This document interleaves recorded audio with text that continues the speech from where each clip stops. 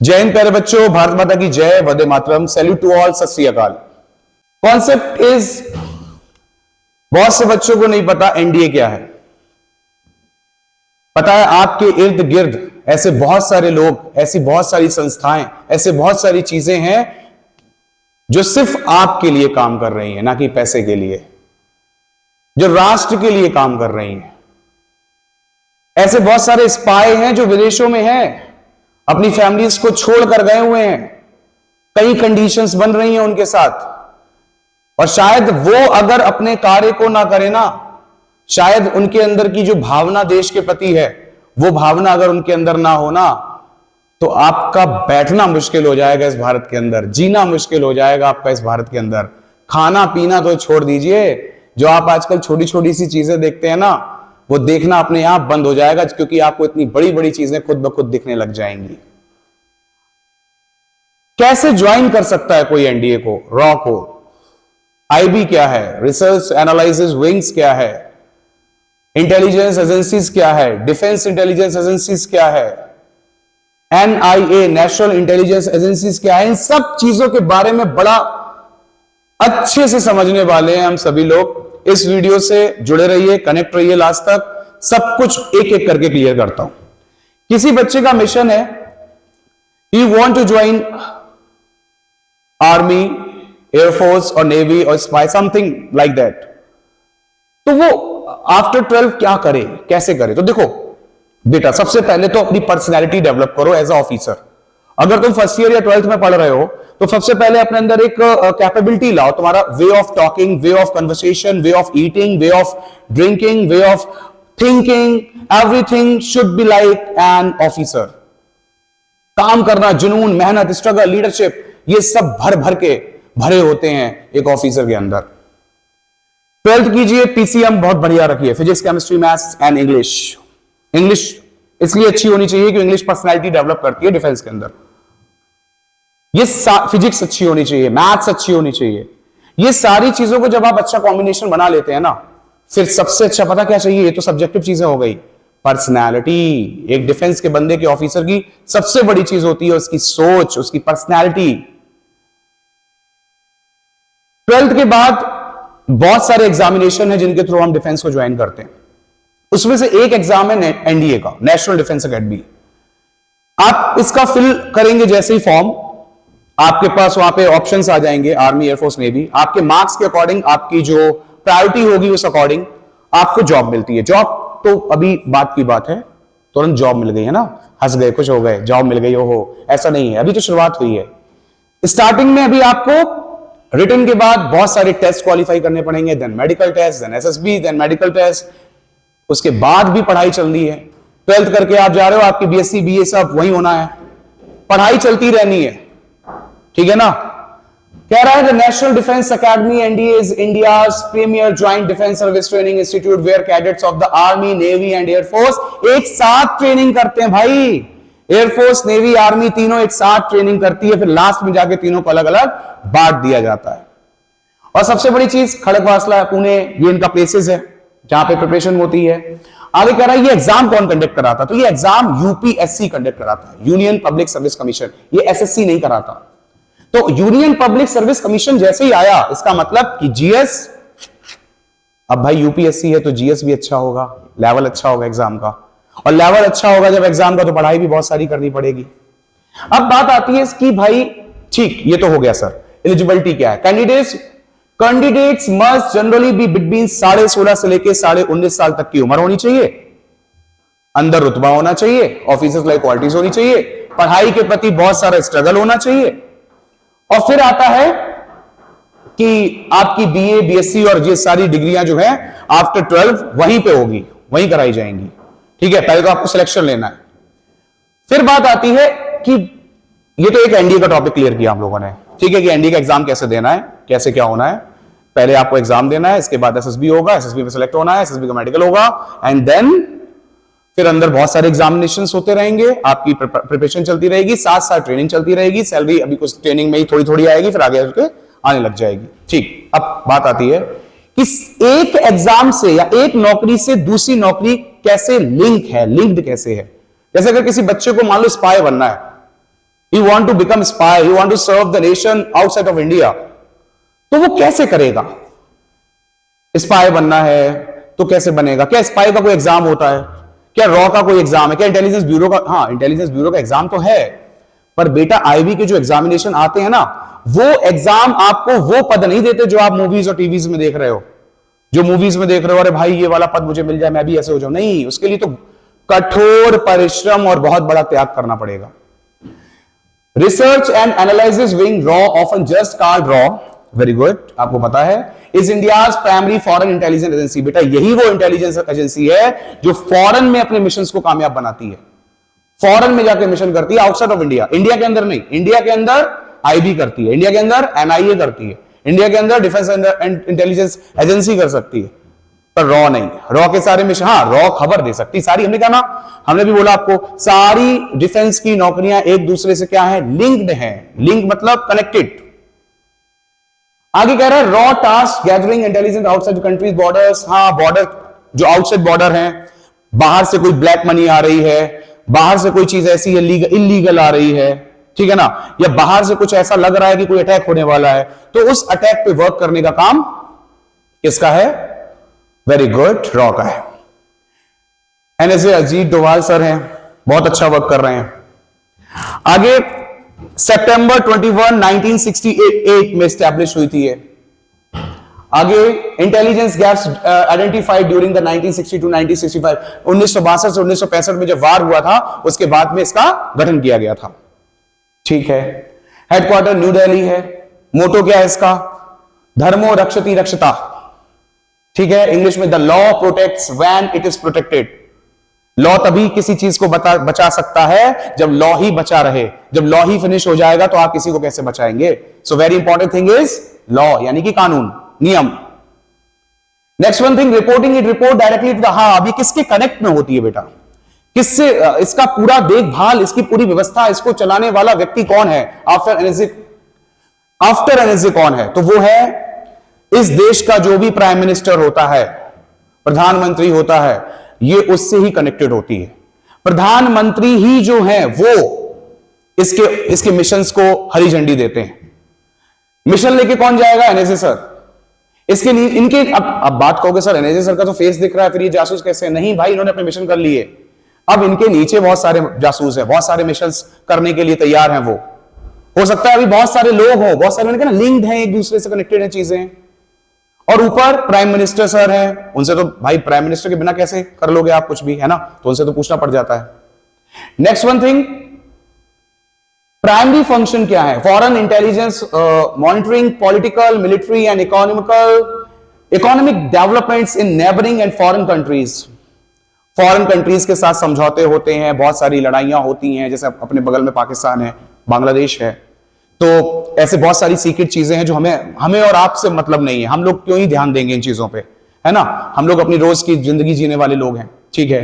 लेकिन पता है हम रोज की जिंदगी अच्छे से जी पाए, इसलिए ये सारे के सारे हमारे ऑफिसर्स वर्क करते हैं। हम रोज की जिंदगी में, हमारे रोज की जिंदगी में कोई इश्यूज ना आए, इसलिए ये अपनी जिंदगी को दांव पे लगाते हैं। नेबरिंग एंड फॉरेन कंट्रीज, जो हमारे पड़ोसी मुल्क हैं, उनके साथ जो गतिविधियां चलती हैं, जरूरी नहीं है कि वो पड़ोसी ही मुल्क हो, कुछ दूर स्थित देश भी हो सकते हैं जो भारत के साथ अच्छा नहीं चाहते होंगे, तो उनके बीच में जो इश्यूज बनते हैं उनको देखने के लिए अब कोई मिनिस्टर तो नहीं जाएगा ना, या आपके मोहल्ले का, हमारे मोहल्ले का प्रधान तो नहीं लड़ने जाएगा, ब्लॉक प्रमुख तो लड़ने नहीं जाएंगे, विधायक तो लड़ने नहीं जाएंगे, है ना। पर हम एक ऐसा विधायक, ऐसा प्रधान, एक ऐसा ब्लॉक प्रमुख या ऐसे लोगों को जरूर चुन सकते हैं जो इन फ्यूचर अच्छे अच्छे ऑफिसर्स को चुन लें। तो जस्ट लाइक दैट क्या होने वाला है कि ये इस तरीके से कार्य करते हैं जो फॉरेन और नेबर कंट्रीज है उनके साथ उनकी चीजों पर नजर रखते हैं। अच्छा, एक और चीज इसका काम है रॉ का नजर रखना, वो ये है कि अगर बगल वाला देश, हमारे आस पड़ोसी देश, नेबरिंग कंट्रीज कुछ षड्यंत्र रच रही हैं, उनके मन में चल रहा है कुछ इंडिया को लेके, या कोई उनका न्यूक्लियर मिशन होने वाला है, तो न्यूक्लियर मिशंस पे भी जो नजर रखने का काम है वो रॉ के हाथ में है। उसको कामयाब ना होने देना या उसको पोस्टपोन करने का काम भी किसके हाथ में है? रॉ के हाथ में। ये काम आईबी या ये काम एनआईए नहीं कर रही, ये काम कौन कर रही है? रॉ। क्योंकि रॉ कहां है? Outside India. ठीक है, आगे देखिए, अंडरकवर ऑपरेशंस होते हैं, जैसा कि आपने धुरंधर 2 में देखे, बहुत अच्छे से देखा है ना, ठीक है, उस तरीके से carrying out secret mission to safe guard national security. बेटा नेशनल सिक्योरिटी को बचाने के लिए राष्ट्र ये बनाई गई है, या यूं कहिए नेशनल सिक्योरिटी इसलिए है क्योंकि राष्ट्र की चीजों को बचा सके। न्यूक्लियर प्रोग्राम्स भी इसके अंडर आते हैं, और कीपिंग अ वॉचफुल आई, ये पूरी तरीके से नजर रखती है अपनी पड़ोसी मुल्कों पर कि वो कोई न्यूक्लियर काम तो नहीं कर रहे थे। अब भाई कोई न्यूक्लियर अटैक हो जाए हमारे ऊपर, हमें पता ही ना चले, हमें पहले से ही पता होना चाहिए ना कि कोई न्यूक्लियर अटैक होने वाला है, तो कैसे पता चलेगा? अंडर कवर एजेंट जो वर्क कर रहे हैं आउटसाइड द कंट्रीज, वो हमें पहले ही बता देंगे कि कुछ होने वाला है, सचेत हो जाइए, हम उनसे पहले रेडी हो जाएंगे। तो ये काम किसका है? रॉ का। और अब बात आती है, बच्चे कह रहे सर मुझे रॉ ज्वाइन करनी है। मूड भी तो मूवी देख के बनता है, किताब पढ़ के नहीं बनता। अगर किताब को पढ़ने लग जाते तो पहले से ही मूड बना होता।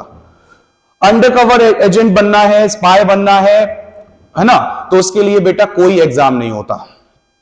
अब आप कहोगे सर इसका कोई एग्जाम नहीं है, कोई एग्जाम नहीं है इसका, तो ये कैसे जाओगे सर, कैसे जाएं, कैसे लगेंगे हम कैसे रॉ में जाएंगे? बेटा सबसे पहले आपको खूब पढ़ाई करनी पड़ेगी, ठीक है, थोड़ा अपने दोस्तों का त्याग करना पड़ेगा। दोस्तों का मतलब थोड़ा वो जो लाइफ जी रहे हो ना सुबह शाम, हालांकि मैं ये नहीं कहना चाहता कि दोस्तों का त्याग कर दीजिए, वो डिपेंड करता है आप किस एरिया में और कितना समय किस जगह दे रहे हैं, ठीक है ना। तो आपको most of the time books में देना पड़ेगा, फिर आपको पढ़ पढ़ कर एग्जाम क्वालिफाई करना पड़ेगा। कौन सा एग्जाम पता है? आईपीएस या फिर एनडीए। अच्छा सुनिए, यूपीएससी के जो कैंडिडेट्स होते हैं या जो ऑफिसर्स होते हैं, उनको भी पता नहीं चलता कि कब उनको रॉ में ले लिया जाता है। अब आप समझिए, इसका कोई फॉर्म नहीं पड़ता। जब आप देश की भावना रखते हैं, आपके अंदर राष्ट्रभक्ति होती है, तो रॉ के एजेंट्स की नजर उन पे भी होती है कि कौन से ऐसे भारत के लोग हैं या भारत के ऐसे कौन कौन से ऑफिसर हैं जो सच में देश के लिए जान से सकते हैं, जिनके अंदर सिर्फ देशभक्ति चलती है और जिनके अंदर सिर्फ एक ही चीज चलती है, क्या? जो किसी और को नहीं चाहते, जो कुछ नहीं चाहते वही देश को चाहते हैं। ऐसे लोगों को उठा उठाकर रॉ अपने साथ कनेक्ट करता है एंड देन मिशन को कामयाब बनाने का काम करता है। आगे क्या रहा है समझिए, क्या है? How it operates raw is technically a wing of the cabinet secretariat rather than a formal agency. This status allows it to operate with a high degree of autonomy and secrecy. क्योंकि इनके सारे के सारे काम बेटा secret हैं, दीवालों को भी पता नहीं चलना चाहिए कि हम कुछ कर रहे हैं, बहुत ही सीक्रेट हो जाने के बाद पता ना चले कि किसने किया था, ऐसे काम को किया जाता है। और इस तरीके से अगर काम को करना है ना, तो बेटा बहुत सीक्रेट लोग चाहिए, और बहुत सीक्रेट लोग ही जीवन में कुछ बहुत सीक्रेट काम कर देते हैं। तो यहां पे कहा जा रहा है कि ये इस तरीके से बनाया गया है कि इसकी सीक्रेसी लीक नहीं होती, बात इधर से उधर ट्रांसफर नहीं होती। आगे कह रहा है कि officers are primarily drawn from the Indian police. अब देखो बच्चे इसमें जाते कहां से हैं, कोई फॉर्म नहीं डाला, आपके काम, जैसे आप सिलेक्ट हो गए एनडीए में, आप सिलेक्ट हो गए आईबी में, आप सिलेक्ट हो गए किसी भी डिफेंस सर्विसेज में, कोई डॉक्टर ही है यार, मतलब कोई डॉक्टर, जैसे मान लीजिए कोई रक्षा मंत्रालय का डॉक्टर है, बहुत अच्छा काम कर रहा है, ले लिया जाएगा रॉ में, no issue. Officers are primarily drawn from the Indian Police Service IPS or Indian Armed Forces IAF, though it also has its own dedicated cadre research analysis wing। देखिए एक इसका खुद का डायरेक्ट किसी तरीके से एंट्री होती है, वो है RAS रिसर्च एनालिसिस सर्विस, इसके थ्रू, या फिर IPS या फिर IAF, इसमें लगे हुए जो लोग हैं जिन्होंने ट्रेनिंग कर ली, जिनके पास बहुत अच्छा एक्सपीरियंस है, जिनके अंदर ऑफिसर्स लाइक क्वालिटीज कूट के भरी रही आफ्टर जॉब। ऐसा एक चीज और होती है, कुछ बच्चे, कुछ लोग ऐसे होते हैं जिनके अंदर सिर्फ नौकरी जब तक नहीं लग रही है तब तक वो नौकरी की तरह ही डिफेंस सर्विसेज को देखते हैं, तो उन्हें लगता है नौकरी लग जाए बस तब तक देशभक्ति है, और जैसे ही नौकरी लग गई उसके बाद उनकी देशभक्ति भी कम हो जाती है। पर कुछ ऐसे लोग हैं जिनको लगने के बाद भी, लग गए तब उनकी नौकरी का लेवल और हाई होने लग गया, नौकरी नहीं, उनके दिमाग का लेवल और हाई होने लग जाता है, उनकी सेवा का भाव और बढ़ जाता है। तो ऐसे लोग जो आफ्टर जॉब या आफ्टर अपॉर्चुनिटी और ज्यादा फोकस्ड हो जाते हैं, ऐसे लोगों को रिसर्च एनालिसिस विंग में शामिल कर लिया जाता है, ठीक है, और उन्हें बताया नहीं जाता, ये सब चीजें सीक्रेट, मैंने बोला ना प्राइवेट हैं, बहुत सीक्रेट हैं, बहुत आपस में एक दूसरे से कनेक्टेड हैं। केवल उनके लोगों को ही पता होता है कि हम क्या कर रहे हैं। और जीवन में याद रखिएगा, मैं आपको एक चीज और यहां पे बता दूं। अच्छा, बहुत सारी खुफिया एजेंसीज हैं, रॉ है, मोसाद है, पाकिस्तान की ISI है, इसके अलावा और भी बहुत सारी हैं। क्या लगता है जिसका नाम बहुत ज्यादा चल रहा है या बहुत ज्यादा जो हवाओं में उड़ रही है, जिसको तुम इंटरनेट पे देख रहे हो, अरे भाई ये बहुत अच्छी है, बहुत आ रहा है, वो ज्यादा खतरनाक है या वो खतरनाक है जिसका कोई नाम ही नहीं आ रहा? तो बेटा ये सीक्रेट एजेंसीज होती हैं, ये वही सबसे ज्यादा खतरनाक होती है जिसका कोई नाम ना आए।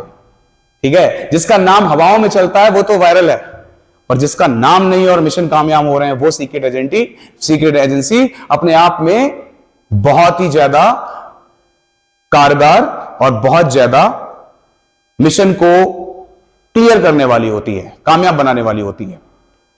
Career path service, you are interested in defense while you can't join RAW directly through the NDA. NDA से डायरेक्टली नौकरी नहीं मिलती। आप NDA के अंदर जाएंगे, आप जब जॉब करने लग जाएंगे, आप जब सेवा भाव में जुड़ जाएंगे, राष्ट्र सेवा से जुड़ जाएंगे, ऑफिसर बन जाएंगे, तो आप में से ही कुछ लोगों को आर्मी, नेवी या एयरफोर्स में से बाद में कुछ साल तक आपको भापा और देखा जाएगा। याद रखिएगा बेटा, थर्ड आई हमेशा, है ना, जैसे बिग बॉस में रहती है ना, वैसे ही डिफेंस के अंदर भी रहती है। थर्ड आई आपको हमेशा वॉच कर रही है।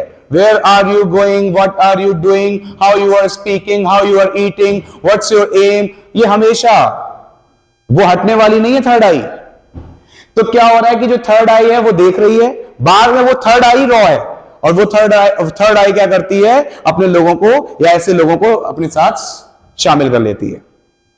Due to their specialised skill on their field, देखा जाता है किस ऑफिसर के अंदर वो स्पेशल स्किल्स हैं, किसको हमें लेना है। इस तरीके से सिग्नल इंटेलिजेंस, लिंग्विस्टिक्स, बहुभाषी, अच्छा बहुत सारी भाषाएं बोल लेते हो, बहुत वर्सेटाइल चाहिए एक ऑफिसर हमें। वर्सेटाइल यानी कि बहुत बहुमुखी चाहिए, है ना, स्ट्रेटेजिक प्लानिंग करने वाला। If you pursue your goal is joining the arm forces, that is a common stepping stone into the world of intelligence. यही सारी चीजें आपको इंटेलिजेंस की तरफ लेकर जाएंगी अगर आपके अंदर इस तरीके के गुण हैं जो मैंने अभी आपको थोड़ी देर पहले बताए। तो आपको पता चला होगा कि आफ्टर 12 कैसे कैसे कैसे कैसे आगे बढ़ना है, और अभी से आफ्टर 12 पढ़ना है, पर अभी से ही ऑफिसर्स लाइक क्वालिटीज, बोलना। पता है बहुत सारे ऐसे बच्चे होते हैं बोल नहीं पाते हैं, घबराते हैं। क्लास में अगर उनको आगे बुला दिया जाए कि प्लीज बोलिए, तो वो अपनी बात नहीं रख पाते, उन्हें शर्म आती है। या कुछ ऐसे बालक होते हैं, ऐसे बच्चे होते हैं जिनको लगता है कि यार हम ही क्यों, तुम चले जाओ, ये तुम्हारा नंबर आए, मुझे क्यों बुला लिया, शर्म आ गई। अरे यार, जब आप अपनी क्लास में नहीं खड़े हो पा रहे, जब आप अपने किसी स्पीच को नहीं दे पा रहे स्कूल में, आप स्कूल में स्पीच नहीं दे पा रहे, आप क्लास में अपनी बात को नहीं रख पा रहे, आप किसी प्रिंसिपल ऑफिस में नहीं जा पा रहे, वो भी अपने क्षेत्र के ऑफिस में नहीं जा पा रहे, तो आप कैसे इंडिया को सर्व करोगे? इंडिया को सर्व करने के लिए बेटा आपको दुनिया के हर एक हिस्से पे जाकर खड़ा होना पड़ेगा।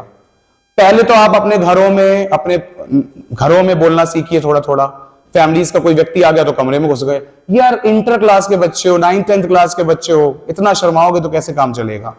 ठीक है ना। देखो मेरी बात सुनो। डर किस बात का लगता है? डर इस बात का लगता है कि यार मुझे कोई कुछ कह ना दे, मेरे पास नॉलेज नहीं है। या अब मैं बताऊं, पढ़ाई बहुत अच्छे से कर लो, डेली बुक्स पढ़ो बढ़िया से, ठीक है ना, और अपने अंदर ना स्किल लाओ। जैसे बात करनी है, खड़ा कैसे होना है, खड़े कैसे होना है, ठीक इस तरीके से। इसके बाद बात करनी है, अपने गैस्चर्स यूज करने हैं। तो आप किसी के सामने भी जाइए, चाहे वो कोई अधिकारी हो, आप अगर डिसिप्लिन में गए हैं ना, और आपका एक बात करने का लहजा बहुत अच्छा है, वो आपको कभी कुछ नहीं कहेगा। बस आपके अंदर डर है, 1-2 बार जाओगे डर अपने आप खत्म हो जाएगा। बस आपका तरीका सही होना चाहिए। आपके तरीके में अहंकार, गुस्सा या रॉयल्टी ये सब नहीं दिखना चाहिए। बड़े विनम्र होकर अपने काम को करवाइए, सब सारे काम हो जाएंगे।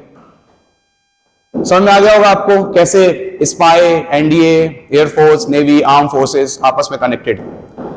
ऐसे एक सीडीएस का एग्जाम होता है आफ्टर बीएससी, एक एफटेट का एग्जाम होता है। एफटेट का एग्जाम क्या है? 60% मार्क्स आपको बैचलर डिग्री में चाहिए बीएससी के अंदर। फिर इसमें क्या होगा कि आपको फ्लाइंग पोस्ट मिलती है सीधी।